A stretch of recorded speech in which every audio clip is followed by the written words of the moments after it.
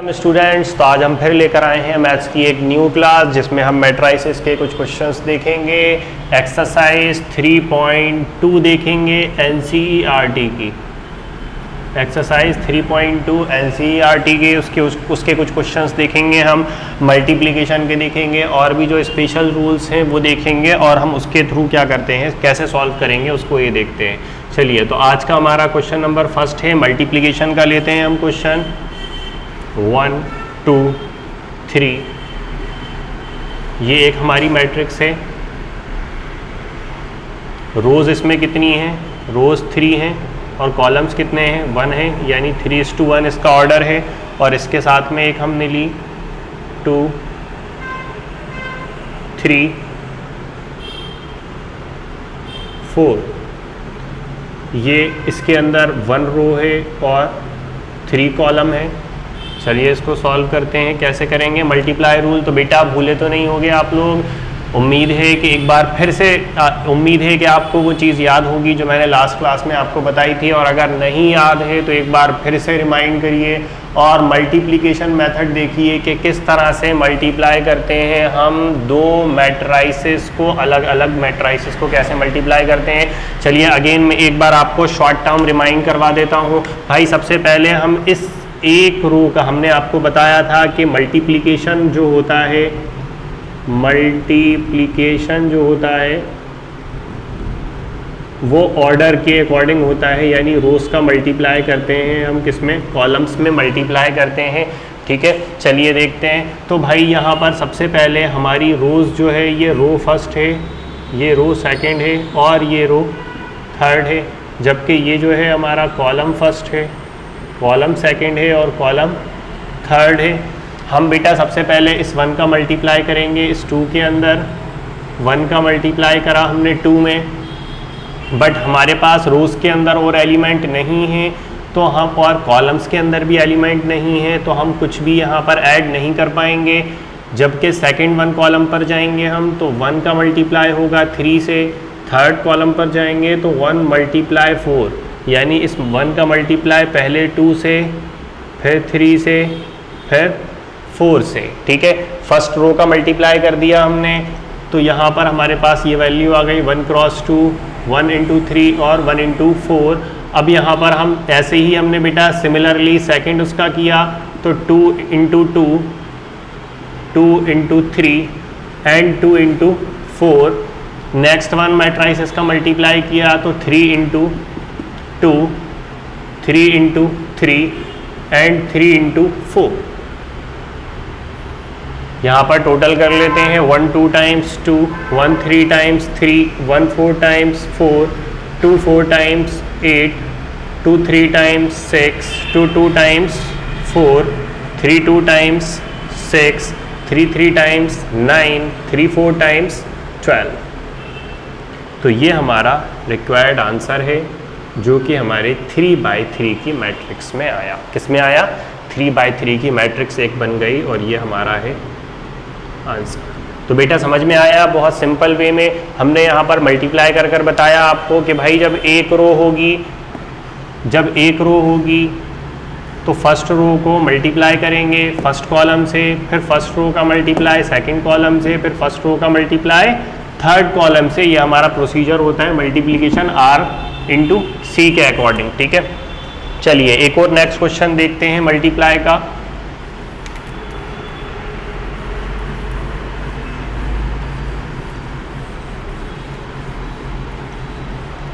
एक और क्वेश्चन है हमारे पास 1 -2 2 and 3।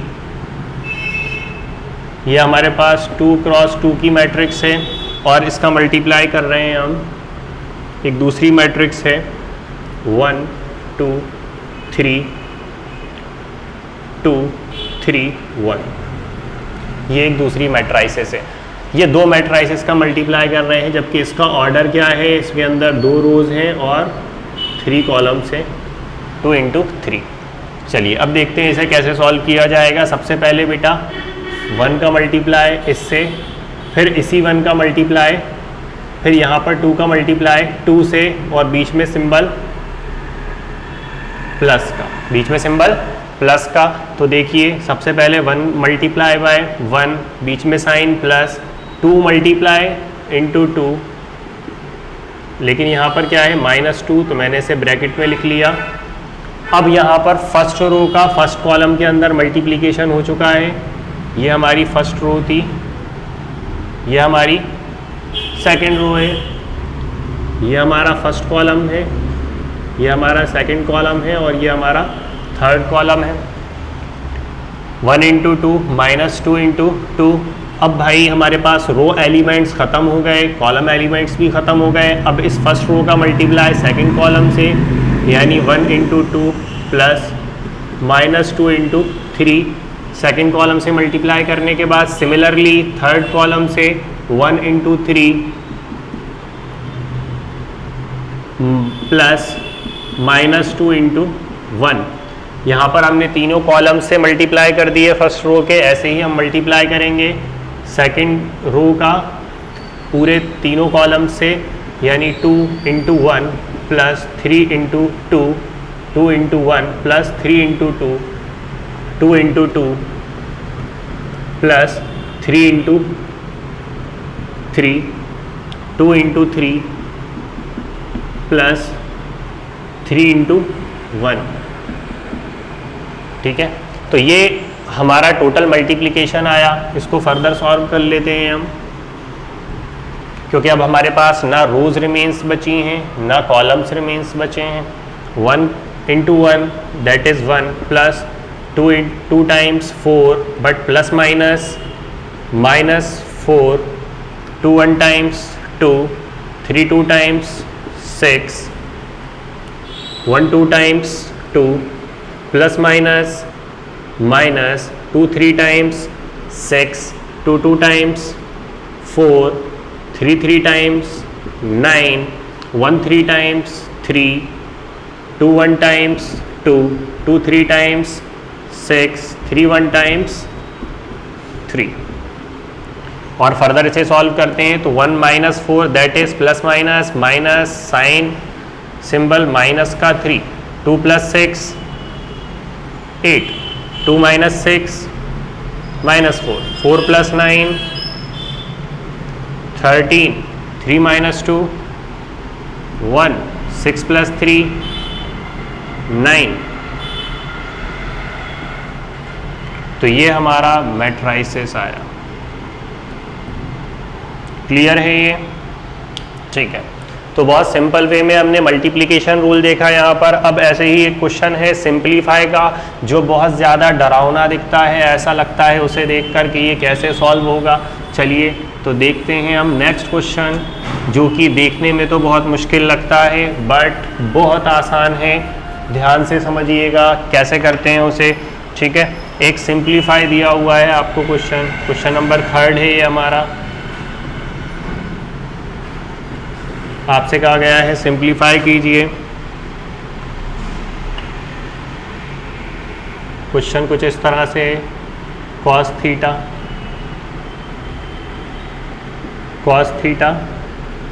sin theta cos theta minus, बीच में सिंबल है plus, sin theta cos theta और cos theta sin theta, sine है माइनस। ये दो मैट्राइसेस हैं, यहाँ पर हमें मल्टीप्लिकेशन भी हो जाएगा और एडिशन भी हो जाएगा। जब कोई भी एलिमेंट मैट्राइसेस से बाहर लिखा हो तो उसका हर एक एलिमेंट के अंदर मल्टीप्लाई होता है। यानी कोई भी टर्म अगर मैट्राइसेस से बाहर लिखी है, यानी कि उसका हर रो हर कॉलम से क्या किया जाएगा, मल्टीप्लाई किया जाएगा फर्स्टली। चलिए देखते हैं कैसे किया जाएगा। सबसे पहले कॉस का मल्टीप्लाई कॉस से, तो ये हो जाएगा cos स्क्वायर थीटा, यानी 2 कॉस हैं तो क्या हो गया cos square theta, cos theta into sine theta, तो ये हो जाएगा आपका साइन थीटा cos थीटा। फिर cos theta into sine theta, तो ये हो जाएगा minus sine theta cos theta into cos theta, again cos square theta, matrices close, matrix close, then sin theta into sin theta, that is sin square theta, sin theta into cos theta, sin theta cos theta, sin theta into cos theta, minus sin theta cos theta, sin theta into sin theta, that is sin square theta। Clear है ये, यहाँ तक समझ में आ गया। अब देखिए addition rule में जैसे हमने आपको बताया था कि जो एलिमेंट जिस प्लेस पर होता है उसका उससे एडिशन हो जाता है, यानी ये कॉस इस साइन के साथ आएगा और क्या हो जाएगा, बीच में सिंबल का आएगा है प्लस का, तो दोनों हो जाएंगे ऐड, यानी कि ये हो गया sine square theta plus cos square theta, sine square theta plus cos square theta, sine theta cos theta minus sine theta cos theta, sine theta cos theta minus sine theta cos theta, sine theta cos theta plus में और sine theta cos theta minus में, sine theta cos theta plus और sine theta cos theta minus, cos theta cos square theta और sine square theta, तो पहले हम sign लिखते हैं, sign square theta plus cos square theta, ये हमारा इसका एडिशन आया। क्लियर है बेटा इतना। अब इसके बाद हम एक बचपन से आइडेंटिटी पढ़ते हुए आ रहे हैं 10th क्लास में 9th क्लास में कि भाई sine square theta plus cos square theta equals to क्या होता है 1, तो भाई इसकी प्लेस पर क्या लिख देंगे 1, sine square theta plus cos square theta हो गया 1, sine theta cos theta plus में, sine theta cos theta minus में, दोनों हो गए कैंसिल। ऐसे ही sine theta cos theta plus में, sine theta cos theta minus में हो गए कैंसिल, तो यहाँ भी 0, यहाँ भी 0, sign square theta plus cos square theta क्या आ गया अगेन 1। तो अगर आप इसे ध्यान से देखेंगे तो ये कौन सी, इसमें डायगोनल एलिमेंट्स 1 हैं, डायगोनल एलिमेंट्स क्या हैं इसमें 1 हैं, और इसे हम कहते हैं आई, क्या कहते हैं आई। ये 2 क्रॉस 2 की हमारी आइडेंटिटी मैट्रिक्स है, 2 क्रॉस 2 की क्या है, ये हमारी आइडेंटिटी मैट्रिक्स है और यही हमारा इसका आंसर है। क्लियर बेटा, बहुत इजी वे में बताया मैंने आपको। चलिए नेक्स्ट क्वेश्चन और देखते हैं, वैल्यूज़ निकालते कैसे हैं मैट्राइसिस के अंदर, इस पर हम क्वेश्चन देखते हैं इसी एक्सरसाइज का। नेक्स्ट क्वेश्चन, क्वेश्चन नंबर 4 देखते हैं हम।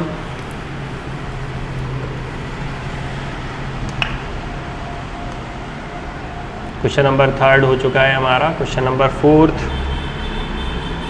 क्वेश्चन है हमारा 3x y z w और इक्वल्स में हमें लिख कर दिया गया है x 6 -1 2w, ये हटा दें अपन, और इसके बाद में दिया हुआ है +4 x + y 3 z + w 3।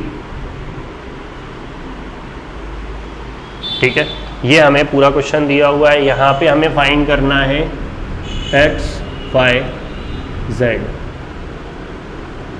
x y z हमें करना है फाइंड। चलिए तो देखते हैं। सबसे पहले भाई यहाँ पर तो ऐसे पहले फर्स्ट स्टेप में हम क्या कर लें, इसे सिंप्लीफाई कर लें, क्योंकि हमने आपको बताया था कि अगर 3 यहाँ पर है इसका मतलब ये है कि भाई इसका हर एक एलिमेंट में मल्टीप्लाई होगा, यानी x से भी होगा, y से भी होगा, z से भी होगा और w से भी होगा। चलिए देखते हैं, और यहाँ पर हम इन दोनों को क्या कर लेते हैं, ऐड कर लेते हैं। देखिए फॉर एग्जाम्पल 3 × x हो गया 3x, 3 × y that is 3y, 3 × z 3z, 3 × w 3w equals to, यहाँ पर इन दोनों को ऐड कर लेते हैं। ऐड का रूल हमने ऑलरेडी अभी लास्ट देखा था कि भाई जो एलिमेंट जिस प्लेस पर होता है उससे ऐड हो जाएगा, यानी x + 4 6 + x + y -1 plus z plus w, 2w plus 3। ठीक है, ये हमने इन दोनों को ऐड कर लिया। अब दोनों इक्वल में है तो हमने इक्वल मैट्राइसेस देखा था कि जो एलिमेंट जिस प्लेस पर है वो उस प्लेस के उसी एलिमेंट से क्या हो जाता है, बराबर हो जाता है। तो दैट इज, सबसे पहला हम देखें x के करस्पॉन्डिंग देखें तो भाई 3x equals to x plus 4, x minus में गया, next side 3x minus x equals to 4 plus minus minus remains बचा 2x इक्वल्स टू 4, 2 मल्टीप्लाई से next side divide, that is 4/2, that is 1, x value is 1। Next one, अब हम second compare करें, 3y equals to 6 plus x plus y। हमने यहाँ पर देखा x की वैल्यू क्या है, 1, यहाँ पर रख देते हैं 6 प्लस 1, जबकि y की वैल्यू हम जानते हैं, y क्या है, यहाँ पर प्लस में है, नेक्स्ट साइड आ जाएगा माइनस, तो 3y minus y that is 2y, और यहाँ पर 6 प्लस 1 टोटल हो जाएगा 7, y की वैल्यू आ गई 7/2। क्लियर। इसके बाद नेक्स्ट देखें, w देखते हैं, 3w equals to 2w plus 3, 2w next side आया, 3w minus 2w equals to 3, w equals to 3। Next one element देखते हैं, ये जो बचा हुआ है रिमेन्स हमारा 3z equals to -1 plus z plus w, -1 plus z plus w, जबकि w की वैल्यू हम ऑलरेडी जानते हैं क्या है 3, z प्लस में नेक्स्ट साइड आया माइनस में इक्वल्स टू -1, z तो जा चुका है, w की वैल्यू है 3, तो ये आ गया +3 प्लस माइनस माइनस रिमेन्स बचा 2, 3z minus z that is 2z, और 2 मल्टीप्लाई से डिवाइड में, यानी z equals to 2/2 that is 1, z की वैल्यू 1। तो यहाँ पर हमारे पास तीनों की वैल्यूज़ आई, वो तीनों की वैल्यूज़ क्या हैं, हैंस यहाँ पर हमारे पास values of x, y, z, w, values of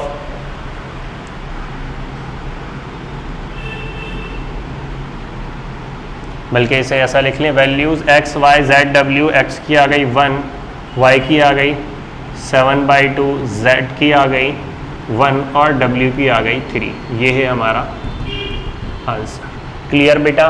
तो मिलते हैं नेक्स्ट क्लास में 3.2 के और कुछ क्वेश्चंस के साथ में, और लेंथी क्वेश्चंस के साथ में मिलते हैं कि ए स्क्वायर वाले क्वेश्चंस कैसे सॉल्व होंगे, और एक बड़ी सी टर्म अगर लिखी दिख जाए हमें तो फिर हम उसे कैसे सॉल्व करेंगे। मिलते हैं नेक्स्ट क्लास में इस तरह के क्वेश्चन के लिए जिसमें ऐसे आपको इक्वेशंस दी होंगी, a square plus 6a minus i equals to 0, ऐसी कोई इक्वेशंस आपको दी हुई होंगी गिवन, तो आप उन इक्वेशंस को कैसे सॉल्व करते हैं। मिलते हैं फिर से अगेन नेक्स्ट क्लास में मैट्राइसेस के साथ।